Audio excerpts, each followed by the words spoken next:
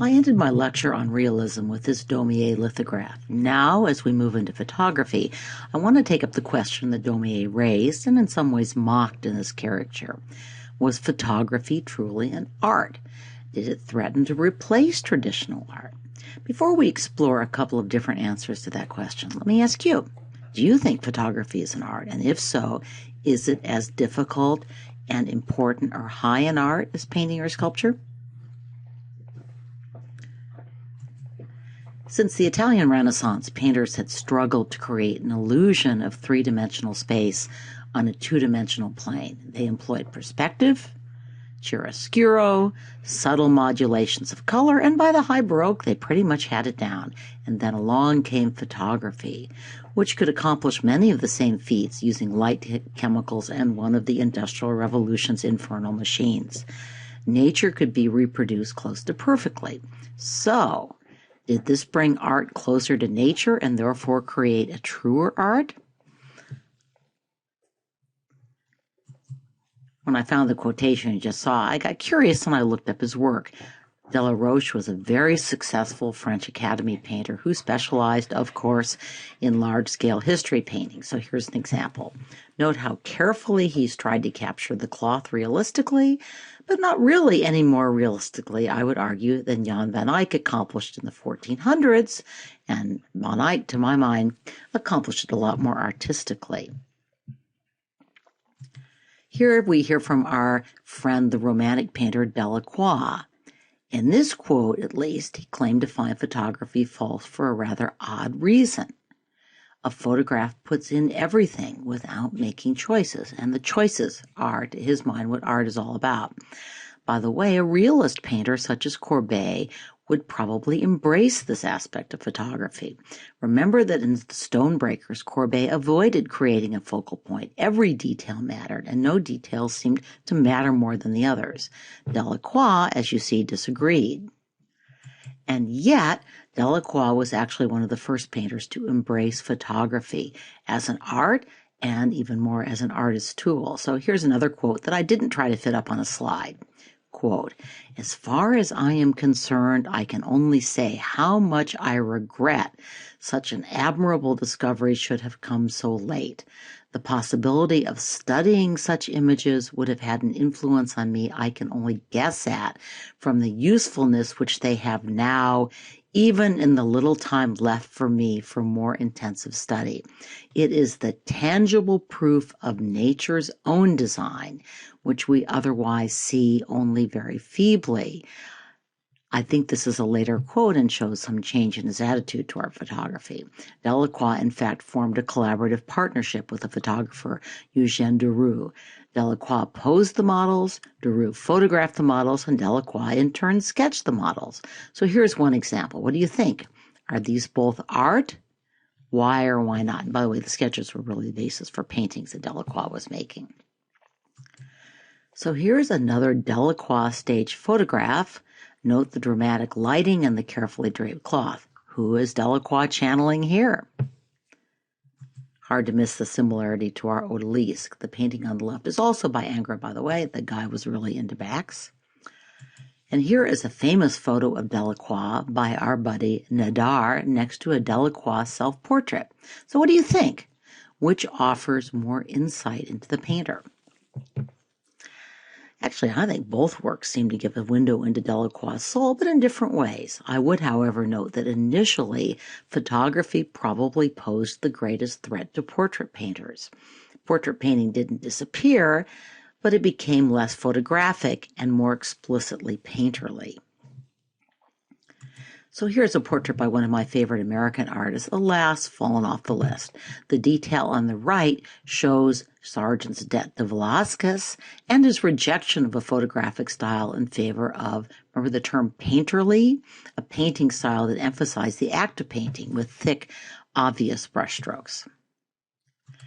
And now, alas, I need to get a little technical. Way out of my comfort zone. We've already talked about the Camera Obscura and how artists, including Vermeer, used it to help them capture reality in paint, or at least art historians think he did.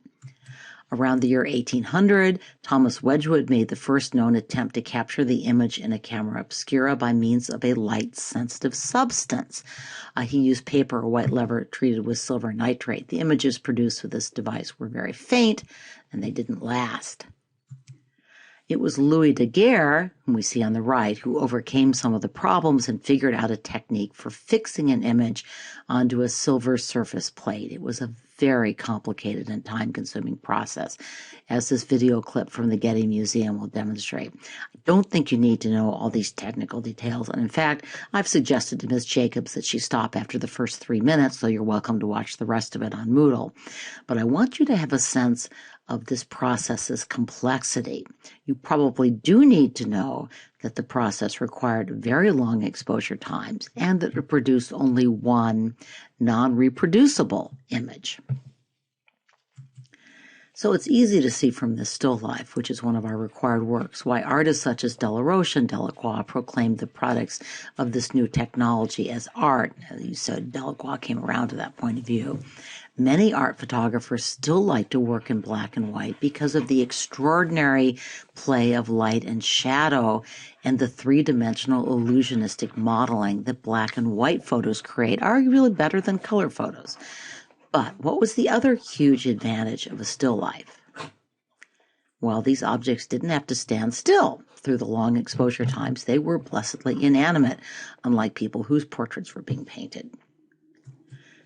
Note the deliberate similarity to a Dutch Baroque Vanitas painting. This is photography quite clearly trying to imitate art, not so much to capture a moment in time or a particular expression. This tradition lives on, especially in art photography, but it really didn't take full advantage of photography's potential to capture real life.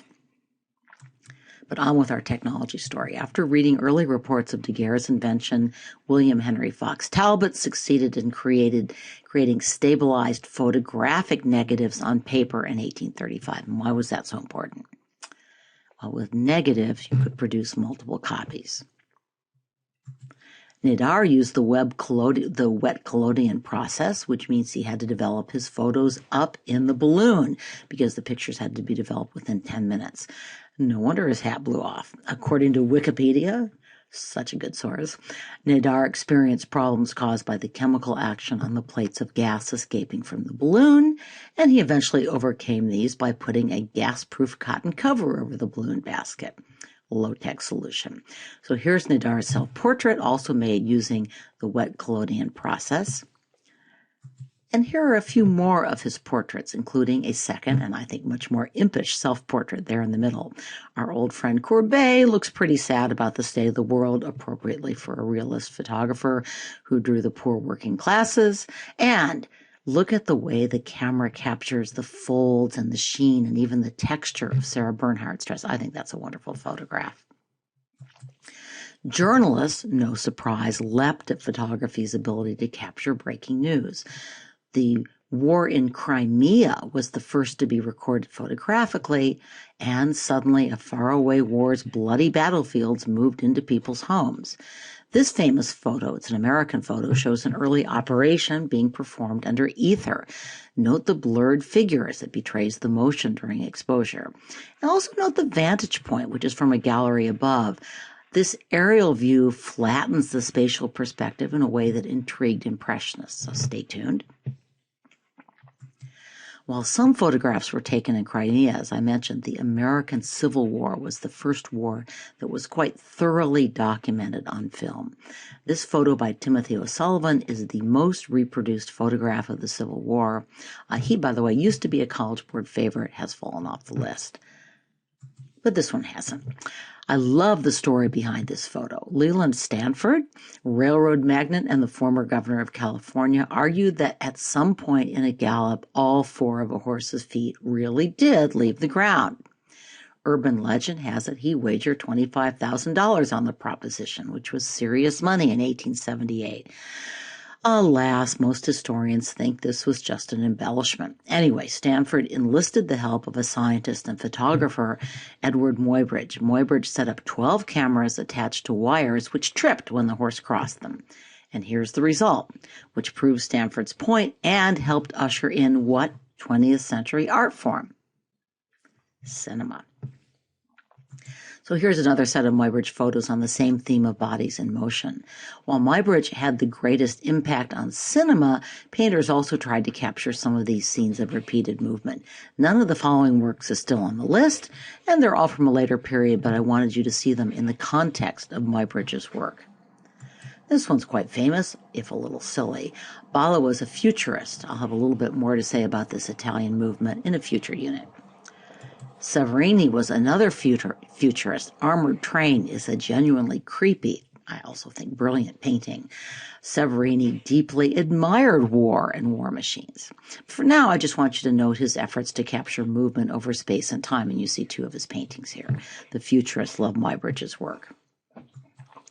This famous painting, Stay Tuned for Cubism, may actually have been in part inspired or based on another Muybridge study, this time an early movie. If you Google the name of this painting, Nude Descending a Staircase, and then go to the Wikipedia site, you can see actual film footage of a nude woman descending a staircase, the Muybridge film. Well, nude women will feature prominently in my final lecture of the unit, so stay tuned for Monet.